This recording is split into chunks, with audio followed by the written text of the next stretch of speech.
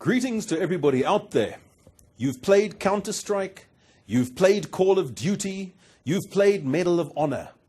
Now, for today, for the very first time, we have on special a way to play it in real life. Only 1,000 rands, and this fabulous compact version of the M16 could be yours. But that's not all. We are throwing in 250 rounds of ammunition, absolutely free with every rifle purchased. And for this week only, if you enter this sales competition, you can get a box of hand grenades of your choice. You can choose between fragmentation, phosphorus, or flashbang.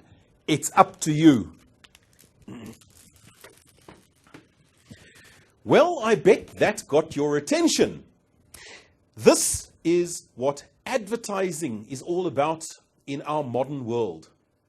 First, the advertiser gets your attention. Then he takes your money. It is the job of the advertiser to make you spend your money. And proper greetings to everybody watching.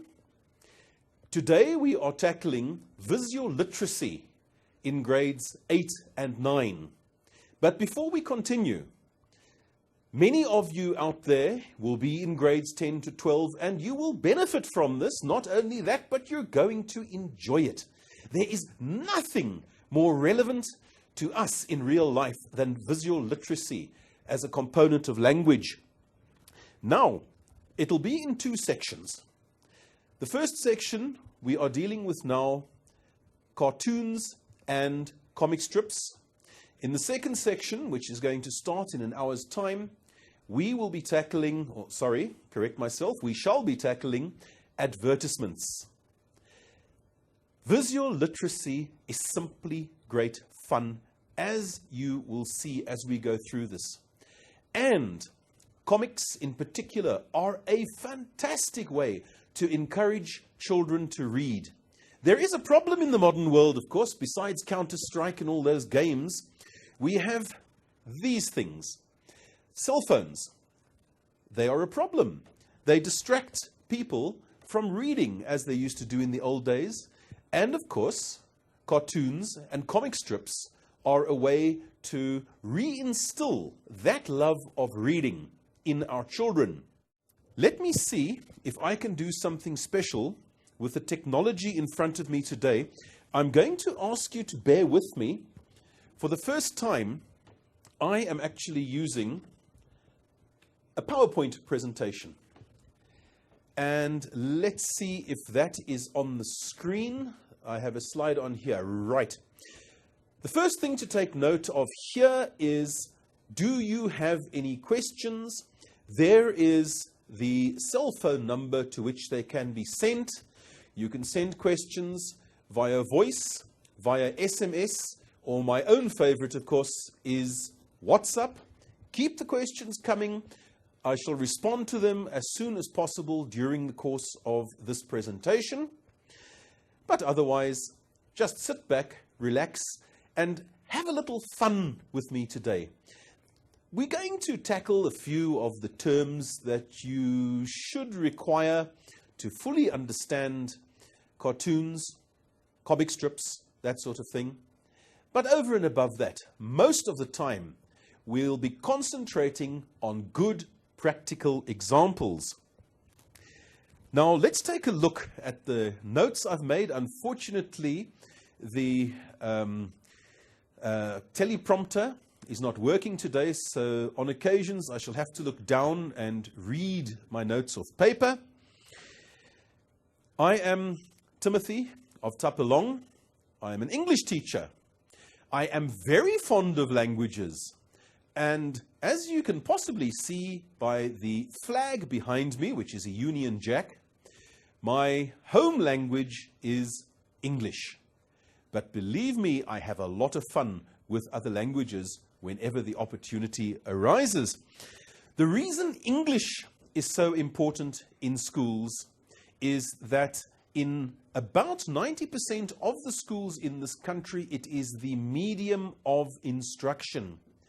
In order to do well in most of your subjects, you need to have a good knowledge of English.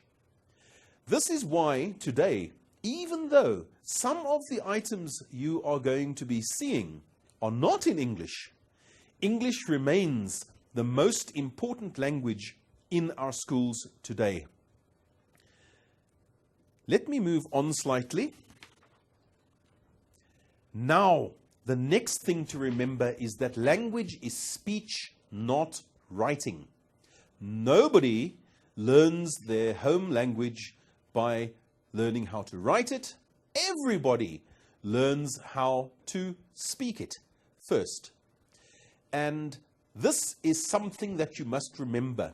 Spoken language is always easier than written language because you have visual clues to help you understand the content. If, for example, I were to look at the camera like this and raise my hands towards you and then start to raise my voice so that the notes go up, you will tell that I am angry. That cannot be expressed through written language. This is one of the reasons why visual literacy is such an important skill today. It teaches you so much about language as well. Now, let me see if I can move on to my next slide. Please bear with me. This is easier than I thought. Good. There you see a few definitions of visual literacy. And there I've written, it's the ability to recognize or understand ideas conveyed through visible actions or images as pictures. And then I've added my own little comment underneath. Put simply, it means understanding what you see. Not just what you hear, but what you see. Good. Now, we're going to be starting with adverts. Scratch that. Visual literacy at school level normally involves advertisements and cartoons or comic strips. These you will encounter in your FET question papers, FET being, of course, grades 10 to 12. Whether you are at home language stage or at first additional language, it makes no difference. Visual literacy is a very important part of your ability to get good marks in your exams. It worries me slightly, to be quite honest, that we concentrate on getting good marks in exams. But this presentation today, you will see, is all about having fun before the academic aspects kick in. So, let's move on slightly. Now, we started with an advert, but this specific presentation deals with comic strips and cartoons. So, in order to make life easier for you when we are doing commentary later, let's take a look at some definitions. And there you see, a cartoon is a drawing intended as satire, caricature, or humor. And most of the cartoons that you will encounter deal with humor. Humor is nice. It makes life great and extends your lifespan, just by the way. Underneath there, you'll see the definition of a comic strip is a group of cartoons in a narrative sequence. That's a very fancy way of telling you something that you already know. And then I've included a pair of definitions which you may or may not know already. So let's go through them just to take a look. Satire, using humor to expose human or social weaknesses or stupidities.